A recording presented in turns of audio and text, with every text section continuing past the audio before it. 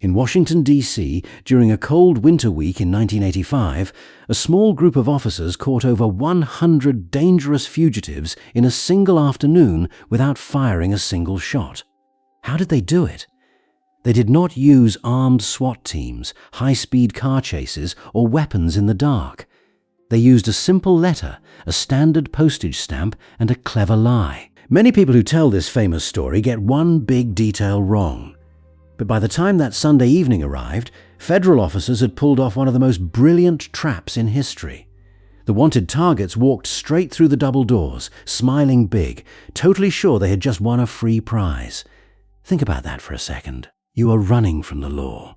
You are hiding every single day. Then you get a letter saying you won a free prize, and you just walk right into a room full of police officers.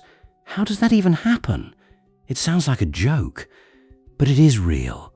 The trap worked because the police knew exactly how to use hope against the people they were hunting. Let us look at the world they were living in back then.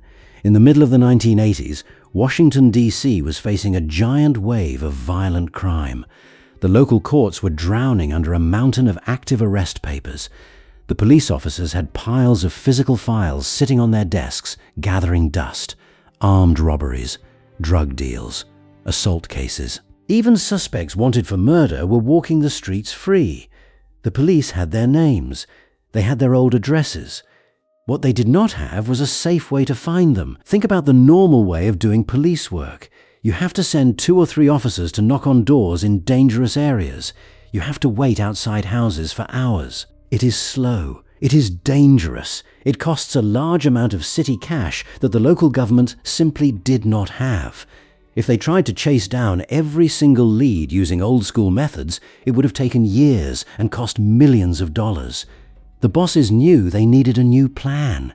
They needed to stop chasing these people. They asked a simple question. What if we make them come to us? It was a simple idea, but it changed everything. It did not rely on big guns. It relied on a basic fact about people. We all love free stuff. So, how do you get a wanted person to hand himself over? You do not scare him. You do not threaten him. You give him exactly what he wants. A group of federal marshals got together with local D.C. police and came up with a wild plan. They created a fake business from scratch. They called it Flagship International Sports Television. If you look closely at the letters of that name, they spell F.I.S.T. That is a sharp little detail, is it not? F.I.S.T. was their fake TV network. They printed up beautiful, official-looking letters on expensive paper. They sent these letters to the last known addresses of thousands of wanted people. The letter looked like a major celebration. It said, "Congratulations! You have won 2 free tickets to see the Washington Redskins play the Cincinnati Bengals." But that was not all. They also promised a free pre-game party with food and drinks, plus a free bus ride to the stadium. All the winners had to do was show up at the Washington National Guard Armory on Sunday morning, December 15th, to pick up their tickets. No police logos. No mention of court dates. Just a big win, a great game, and free food. Put yourself in their place. You have been hiding from the law for months. You are stressed. You are broke. Then a letter arrives saying you are a big winner. Why would you suspect a trap? Most of them did not even hesitate. The marshals waited to see if anyone would write back. The list of people who signed up grew to a list of hundreds. The marshals mailed out nearly 3,000 letters across the city. This was a high-stakes gamble. If even one person realized the TV station was fake, they would tell their friends. The word would spread through the streets like a wildfire. The whole plan would blow up in an instant. But the people planning the setup understood how we think. They knew that when we want something to be true, we stop asking smart questions. We want to believe we are lucky. The desire to get something for nothing is very strong. It can make you ignore the most obvious red flags. Soon, the responses started pouring in. People called the fake phone number to confirm their spots. They filled out the paper forms and mailed them back. Inside a secret control room, officers sat with lists. Officers sat with lists of wanted criminals. Every time a target confirmed their spot, the officers checked them off. Some of these targets had been running from the law for years. They had escaped from jail, avoided search teams, and vanished. Now they were calling the police to make sure their name was spelled correctly on the guest list. It is hard to believe. But hope is a strange thing. It makes you blind to the danger right in front of your face.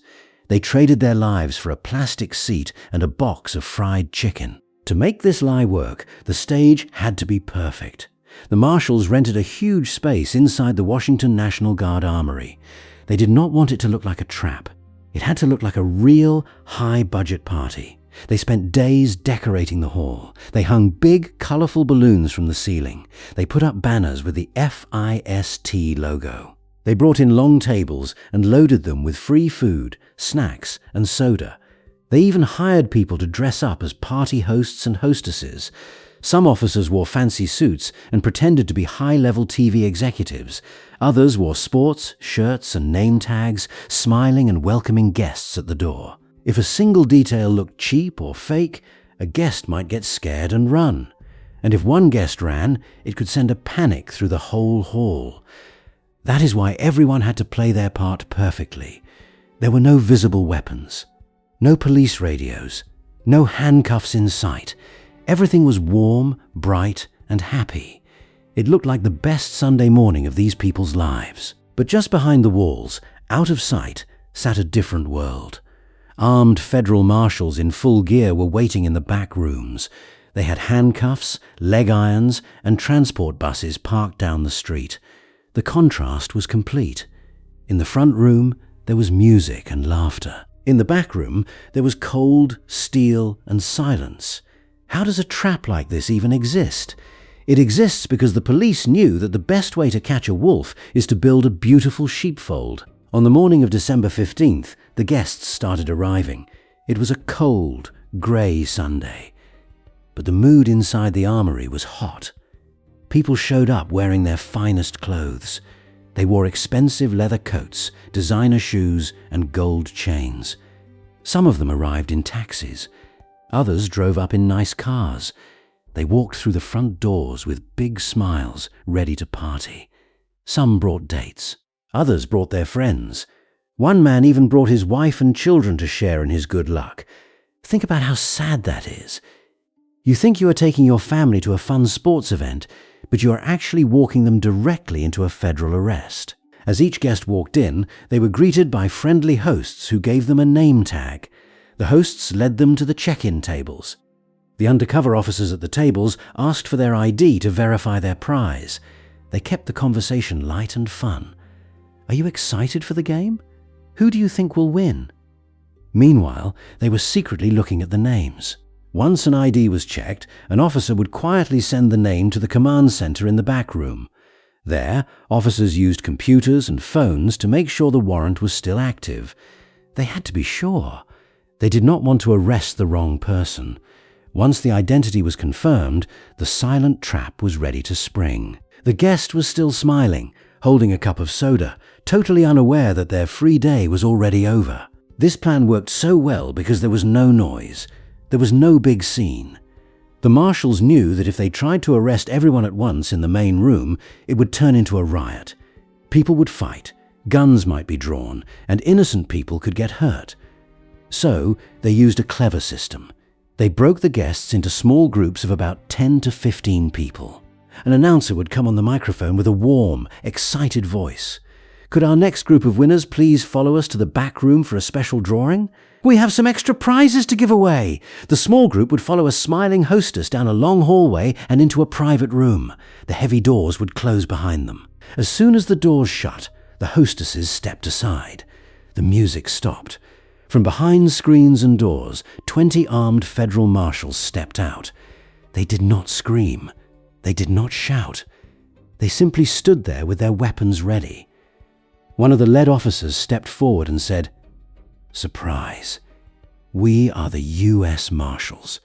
You are all under arrest." Imagine the look on their faces. The shock, the silence, the realization that there was no game, no free tickets, and no bus ride. One second you are a VIP winner, and the next second you are wearing handcuffs. The marshals quietly searched them, put them in cuffs, and led them out a back door to the waiting police buses. Then, the hostesses went back to the main room, put their smiles back on, and called the next group. It was like an assembly line. Smooth, quiet, deadly. By the end of the day, the results were clear. The marshals had arrested 119 fugitives in just a few hours. 119. In normal police work, catching that many wanted people would take months of hard labor. It would require hundreds of officers, endless stakeouts, and a lot of danger. Instead, they did it with a rented hall, some balloons, and some free food. The total cost of the setup was tiny. They spent only a few $1,000s on the rental, the printing, the food, and the tickets. When you look at the math, it is the most efficient police project in history. Why risk the lives of officers by sending them into dangerous buildings at 3 in the morning? Why spend enormous amounts of city cash on endless searches? You can just invite them to a party, and they will walk right in. This is theatre with a jail cell at the end. Many of the people caught that day were not minor offenders. They were wanted for serious crimes. We are talking about armed robbery, grand theft, major drug sales, and escape from prison. They were people who knew how to hide from the law. They had successfully avoided the police for a long time. Yet they were defeated by a simple desire for a free football ticket. Let us talk about the big lie that still surrounds this event. People still call it the Super Bowl sting. But that is just a myth. The tickets were for a regular, mid-season game. Why did the public change the name? Because we want the prize to match the drama of the arrest. But what actually happened is simpler and scarier. They did not need a big game. They gave up their freedom for a simple Sunday ticket, showing the weak spot in our thinking. When we are tired and on the run, hope makes us blind. The defense lawyers argued in court that this was a dirty trick. But the judges ruled it was fully legal. No one forced them to show up. They made a free choice to walk through those doors. Technology changes, but our basic nature does not. When you control what a person wants to believe, you do not need to hunt them. They will find you. That afternoon in 1985 remains an enduring lesson in psychology. It proves that our own desires are often the most dangerous traps we will ever face. Hope was the only weapon they needed.